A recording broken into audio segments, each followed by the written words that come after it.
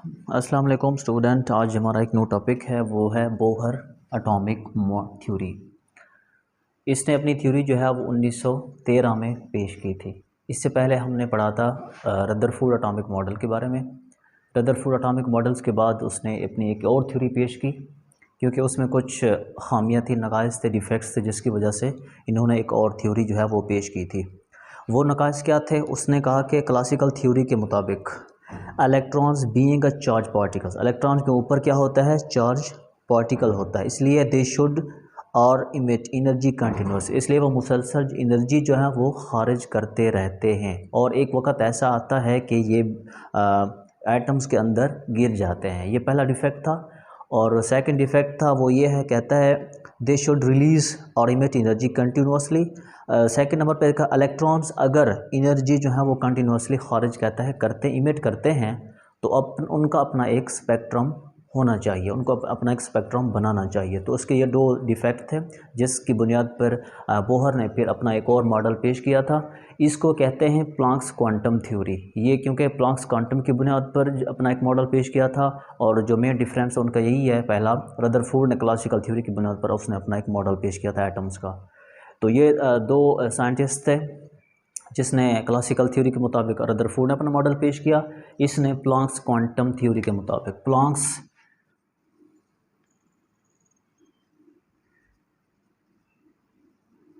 इसको कहते हैं प्लैंक्स क्वांटम थ्योरी। इसने इसको बेस बनाकर अपना एक मॉडल पेश किया, जबकि रदरफोर्ड ने जो है वो क्लासिकल थ्योरी की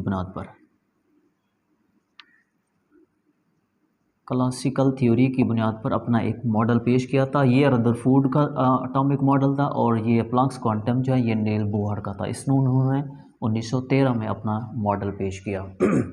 इसमें वो क्या कहता है? इसमें कहता है कि इलेक्ट्रॉन जो है रिवॉल्व करते हैं एक एटम्स के गिर्द, डज नॉट एब्जॉर्ब, वो एनर्जी खारिज नहीं करते, और कहता है और नॉट इमिट एनर्जी, और ना ही वो एनर्जी मुसलसल इमिट करते हैं। उसने कहा कि एनर्जी इलेक्ट्रॉन जो है वो ना तो एनर्जी खारिज करते हैं और ना ही एनर्जी वो जज्ब करते हैं। तो उसने मज़ीद ये कहा कि उसने प्लैंक्स क्वांटम थ्योरी का नाम दिया। उसने मज़ीद ये भी कहा कि अगर हमारे पास फ़र्ज कर लें एक एटम है, वो कहता है हमारे पास एक एटम है, ठीक है,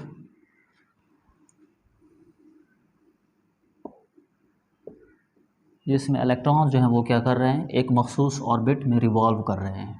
कहता है एक मखसूस ऑर्बिट्स में रिवॉल्व करते हैं, और इनकी जो एनर्जी है वो मुतय्यर फिक्स होती है, क्वांटाइज होती है। क्वांटाइज भी कह सकते हैं, या फिर आप इसको फिक्स लिख सकते हैं कि इनकी जो एनर्जी है वो क्या होती है? फिक्स होती है, क्वांटाइज होती है। इसके बाद इसके कुछ पोस्टुलेट्स हैं नील बोहर के। फर्स्ट पोस्टुलेट जो है वो ये है, कहता है hydrogen atom consist of टिनी nucleus, कि हाइड्रोजन को जो एटम है हमारे पास वो एक छोटे से न्यूक्लियस, एक छोटे से टिनी न्यूक्लियस, बिल्कुल छोटे न्यूक्लियस पर मुश्तमिल है। एंड इलेक्ट्रॉन्स और रिवॉल्विंग इन वन ऑर्बिट्स, और इलेक्ट्रॉन जो हैं वो रिवॉल्व करते हैं एक ऑर्बिट मखसूस ऑर्बिट्स में इलेक्ट्रॉन जो हैं वो क्या करते हैं? रिवॉल्व करते हैं। फॉर एग्जांपल हमारे एटम से इलेक्ट्रॉन जो हैं वो ये रिवॉल्व कर रहे हैं एक ऑर्बिट्स में। सेकेंड नंबर पे है, कहता है कि each orbit has a fixed,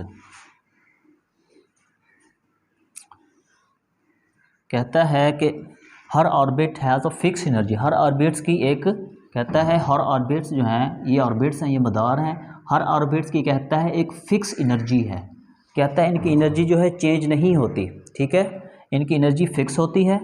that is quantize, वो क्या कहलाते हैं? क्वांटाइज कहलाते हैं। जैसे मैंने आपको बताया क्वांटाइज का मतलब होता है फ़िक्स, एक मुतय्यन होती है एनर्जी, वो ना तो ज़्यादा होती है और ना ही कम होती है।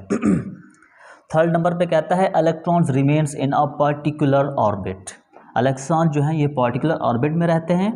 इट डज नॉट रेडिएट, वो एनर्जी जो है रेडिएट नहीं करते और ना ही एब्जॉर्ब करते हैं।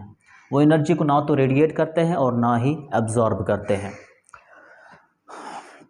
नेक्स्ट कहता है कि the energy is emitted, energy जो है वो इमिट होती है या फिर एब्जॉर्ब होती है ओनली वन इलेक्ट्रॉन, जब एक इलेक्ट्रॉन जंप करता है फ्रॉम वन टू अनदर, कहता है जब मैं आपको दोबारा बताता हूँ इसमें, कहता है उस वक़्त एनर्जी चेंज होती है जब इलेक्ट्रॉन जो है वो जंप करते हैं। हमारे पास क्या है, एक एटम है, ये उसके क्या है, ऑर्बिट हैं। फ़र्ज़ कर लें ये यहाँ से जंप कर गया, ये यहाँ से यहाँ पर जंप कर गया, तो कहता है जब ये मैंने electron jumps from one two another, जब ये एक से दूसरे शेल में जंप करते हैं तब एनर्जी जो है वो चेंज होती है, तब एनर्जी क्या होती है, चेंज होती है। नेक्स्ट कहता है कि इलेक्ट्रॉन जंप जब करते हैं फ्रॉम लोअर टू हायर, कहता है ये हमारे पास ये पहला शेल है, जब यहाँ से यहाँ तक एनर्जी जो है लोअर से हायर की जानब जंप करते हैं, जब ये लोअर से हायर की जानब जंप करते हैं ऑर्बिट्स में, तो क्या करता है, अब्जॉर्ब एनर्जी, एनर्जी को ये जज्ब कर लेते हैं अपने अंदर, एनर्जी को जज्ब कर लेते हैं जब ये लोअर से हायर की जानब जानते हैं। जबकि इसके उलट और भी है, जबकि कहता है कि अगर ये हायर से लोअर की जानब आते हैं तो ये क्या करते हैं, अब एनर्जी को ये यहाँ पर तो जज्ब किया था और यहाँ पर क्या कर किया था, रेडिएट। जब लोअर से हायर से लोअर की जानब आते हैं तो एनर्जी को रेडिएट करते हैं, जब लोअर से हायर की जानब जाते हैं तो ये क्या करते हैं, एब्जॉर्ब। ये मेन डिफरेंस है इसका।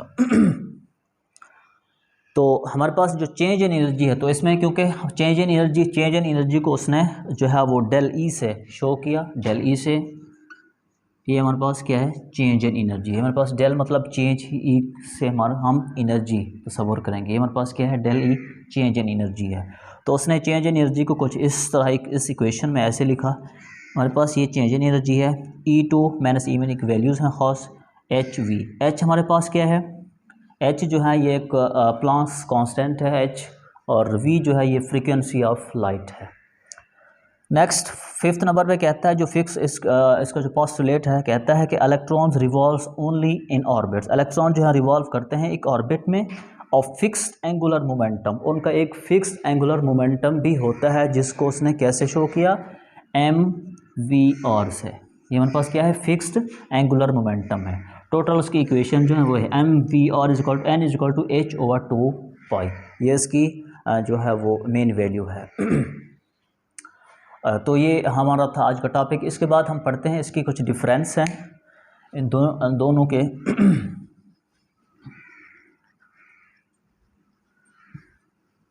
जैसे मैंने आपको पहले बताया था कि रदरफोर्ड ने क्लासिकल थ्योरी की बुनियाद पर अपना मॉडल पेश किया था, जबकि नील बोहर ने किसकी बुनियाद पर, प्लांक्स क्वांटम थ्योरी की बुनियाद पर अपना मॉडल पेश किया था। तो हम यहाँ पर लिखते हैं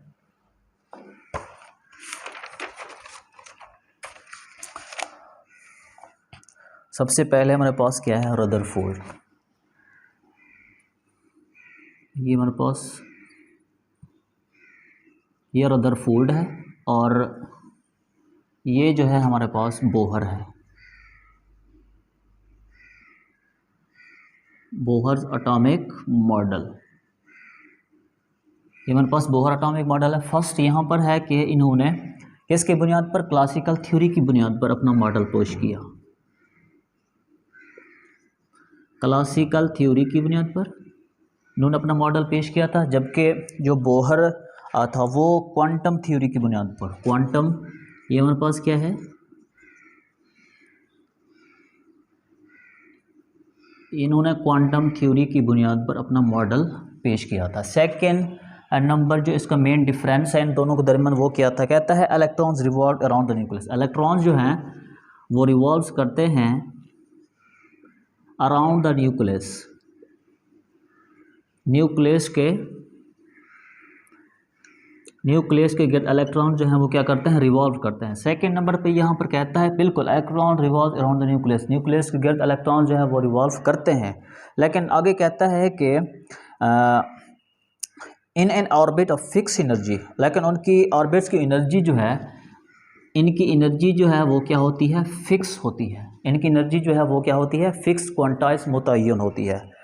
थर्ड नंबर पे कहता है रदरफोर्ड के no idea about orbit was introduce. कहता है कि इसके मुतालिक मुझे कोई आइडिया नहीं कि ऑर्बिट जो है वो इंट्रोड्यूस हो गए हैं कि नहीं।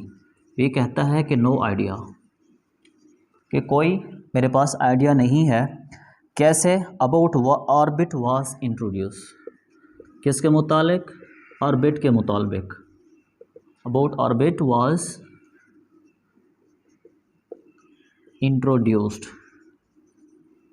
कहता है नो आइडिया, कोई आइडिया नहीं अबाउट ऑर्बिट वाज इंट्रोड्यूस, कि अब ऑर्बिट जो है वो इंट्रोड्यूस हो गए हैं या नहीं। लेकिन बोहर जो है वो क्या कहता है? बोहर कहता है कि orbit had angular momentum.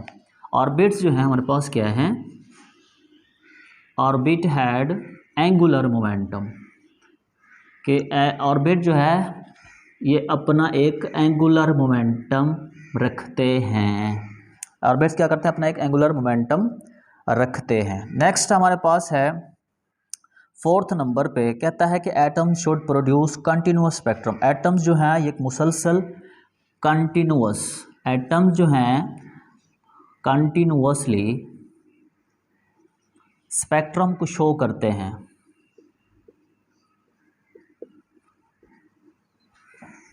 Atoms जो है ये कंटिन्यूसली स्पेक्ट्रम जो है वो क्या करते हैं? प्रोड्यूस करते हैं, कंटिन्यूस स्पेक्ट्रम प्रोड्यूस करते हैं। जबकि बोहर कहता है कि atom should produce line spectrum. ये कहता है कि ये जो है ये लाइन स्पेक्ट्रम पैदा करते हैं। इसमें कहता है कि ये लाइन स्पेक्ट्रम प्रोड्यूस करते हैं, जबकि ये कहता है सिर्फ स्पेक्ट्रम जो है वो प्रोड्यूस करते हैं। 5th नंबर पे कहता है एटम शुड कोलैप्स।